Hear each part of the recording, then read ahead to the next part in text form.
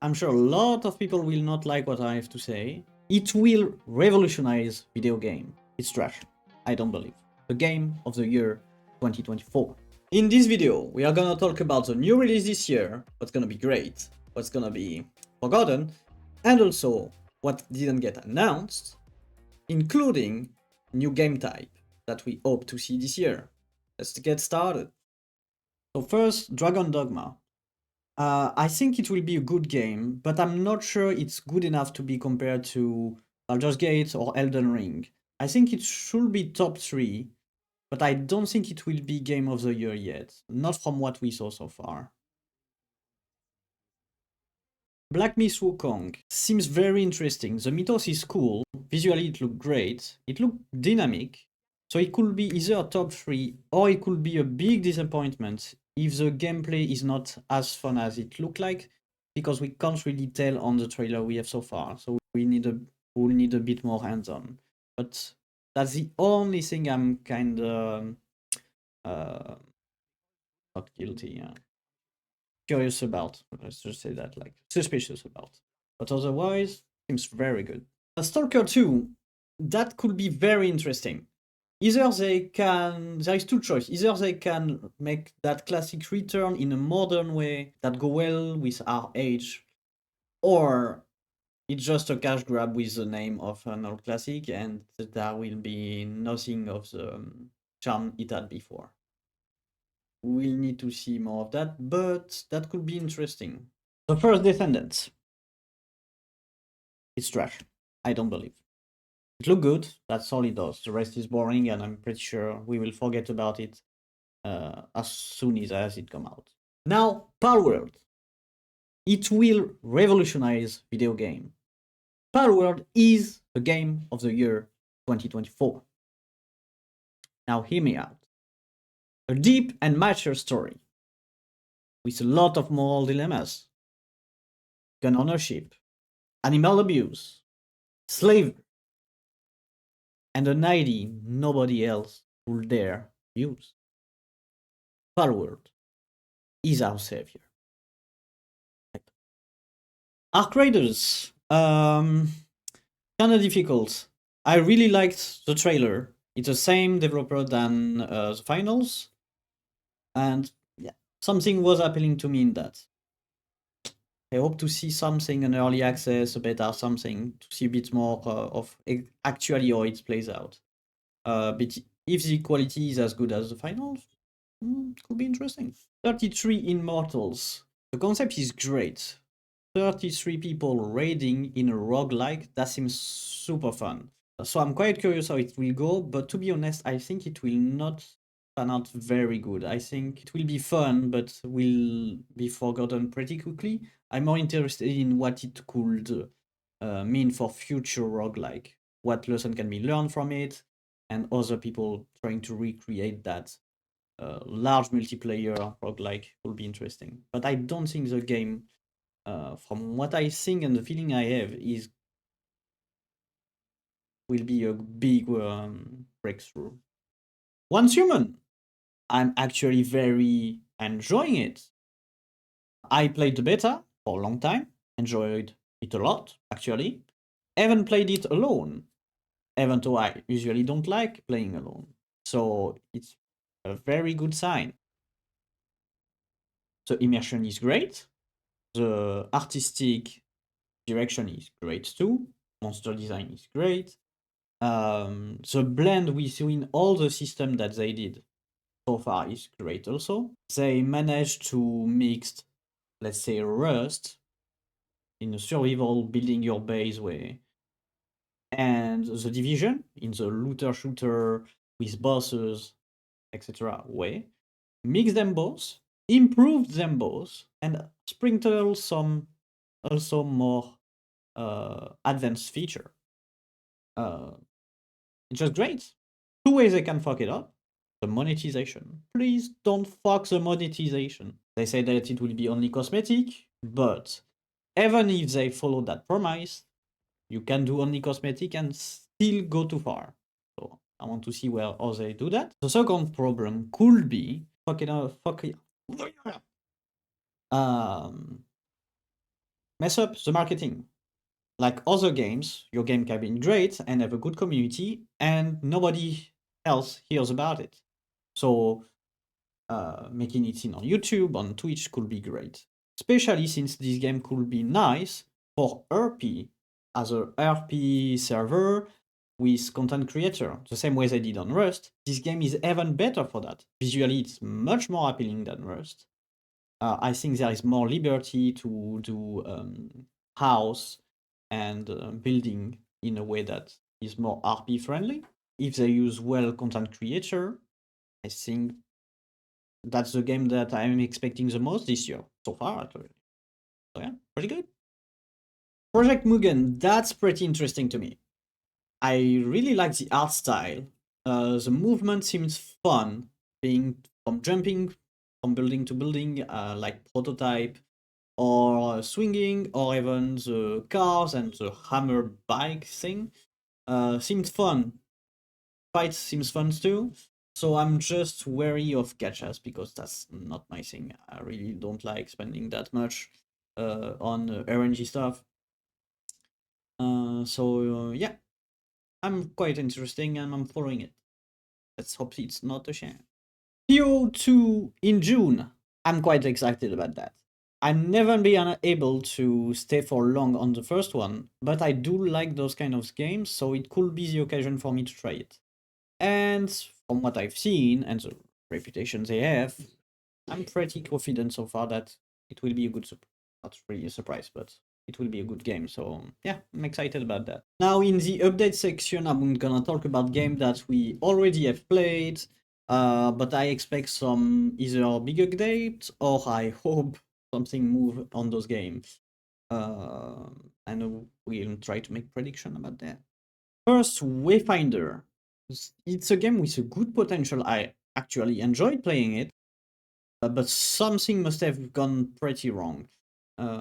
Digital Extreme, that was overseeing the game, let it go, resold the right on it, if I'm not crazy, to the studio developing it.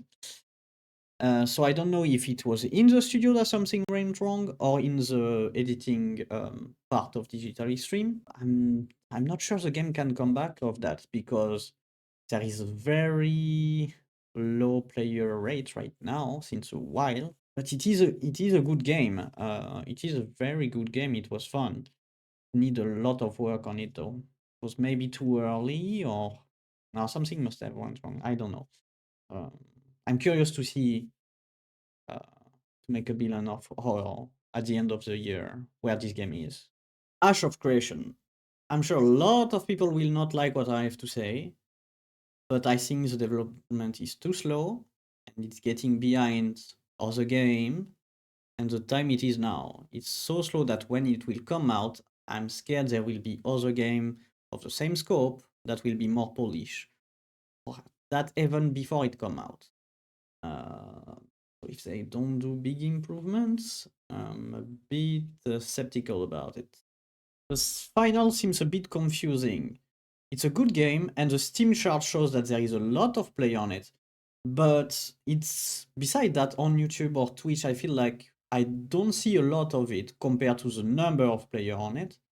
I wonder if they should do some big events or it needs first to be competitive.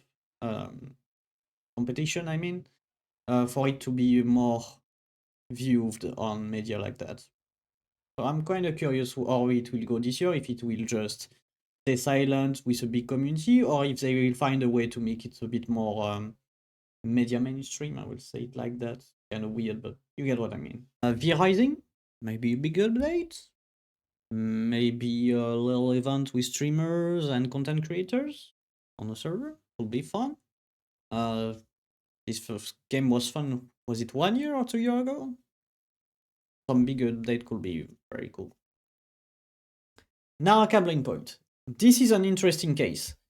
It came out a while ago, and the game is actually huge. But in the East, for us in the West, not only don't you, most people don't know about it at all, but it's most likely because you don't have a lot of marketing about it either. You don't see it in media in general. So I will be curious to see if they can take the success they have and find a way to make it more mainstream here in the West. Because it's a good game. The gameplay is very good. It looks great. I'm curious if they can make that success evolve here. Because you can see on the Steam chart, the game is huge. It is working very well. Now the unknown section. We don't know when they are gonna come out, and we don't have a lot of information. But we can speculate on it. So the DLC of Elden Ring. I want it. I want it fast. But the only info we have for now is leak that say it will be in February. Supposed to be a reliable leak, but still a leak, so careful. I can't wait to put my hands on that shit.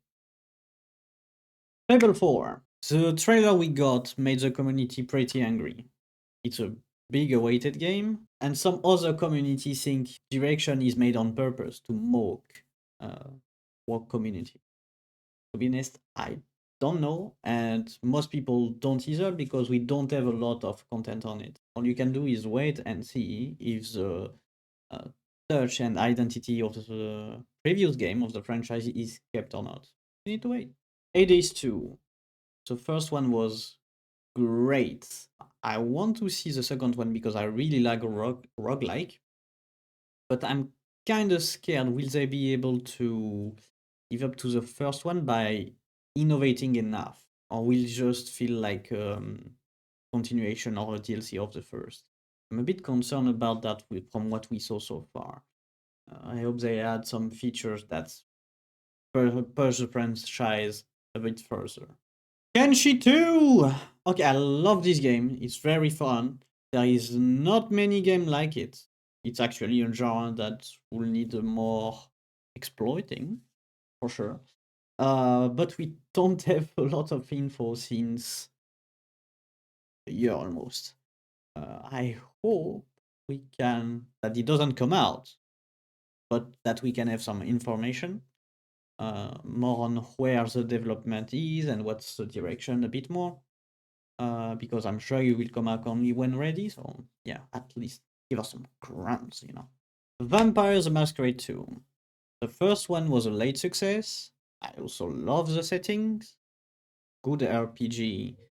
But the development of this one was very rocky. I'm not honestly. I would assume it will not live up to the greatness of the first at the time.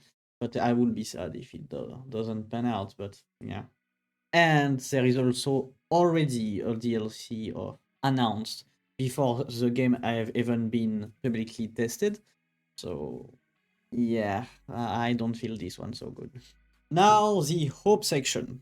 This will be a section about no games that we know of, but more the surprise game we'll most likely get, and I hope that we get. So what type of games and what I hope to get this year that is I feel is underexploited basically. First, the type of game I will call Commander or Captain. What I mean by that is, for example, Mountain Blade, Honor Lord, or Conqueror's Blade, meaning that you're playing a character like you would play a Dynasty Warrior, but at the same time, you have a roster of little minion AI that you can control and choose from that roster to accompany you and fight, most likely against other players. If you don't understand what I mean, is imagine if you play League of Legends, but you each wave of minion you could choose from a roster of minion with different statistic or even different skill from them that you could tell to attack, defend, follow you in the river, like something like that. Something that make you feel like you're the commander of your lane, basically. And you can make synergize those minions with your character. That's the type of game that I feel is slightly exploited, but that could use a little more digging, you know, a bit more fleshing out. A bit like Tarkov has been in the last year with a little more exploitation. I feel like it Could be more, but that's the same. Some games that exploit that captain or commander feeling could be fun. So now, auto battles like Teamfight Tactics, Auto Chess, Clash of Royale, Clan, like that, or Minion Masters. Beside the Auto Chess kind with TFT, or the other kind, Clash of Clans, the other people doing it do not polish it enough or do not found it enough at first to flesh it out completely.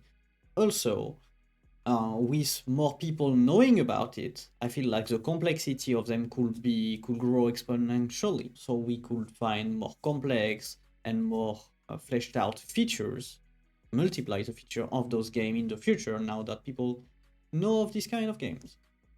So I'm kind of curious what people can come out with it. I hope we can see something fun this year about it. An interesting take on a car game would be needed too.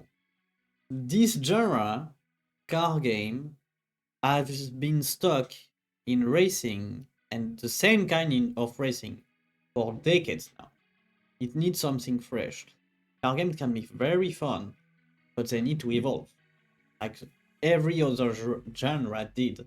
They either need to evolve by themselves or to mix with other genre. For example, Crossout do it very well by making you create some crazy build that make you feel like you're in Mad Max, and you get attached to your build, your creation. It makes the creativity of building game like Minecraft, Robocraft, and the feeling of racing, the movement that is good there, the shooting that can be good in third-person shooter. It mixes everything well and creates refreshing thing out of a car game. I feel that it's much needed. This genre need to grow absolutely, and it's missed. Game like Burnout at the time made that genre a bit different, and it died out. They fucked it up. So yeah, a new touch or rebirth, rebirth on that genre could be very interesting actually, and not whatever I saw was in Fortnite racing. It looks so bland. It looks so freaking basic. Not that. Rocket League was kind of a good example too of taking cars and rebuild it to make it new. Not my kind of game, but I can appreciate that. Need something new, please! And lastly, I hope to see more coupling of genre, a bit like Once Human did, coupling looter-shooter of Destiny with some survival, blending it in a nice way, in a polished way. It's very fun. It gives a fresh feeling to both genre, and it gives you a different thing to do depending on your mood on the same game. That's actually fun. I hope to see more of those mixes, be it the same with shooter or RPG and survival, or others. Mixing can create a new, either a complete new genre or by just a new good experience. So I hope to see more of that. In conclusion, I think we don't have a game of the year yet. I think the closest we have is Dragon Dogma.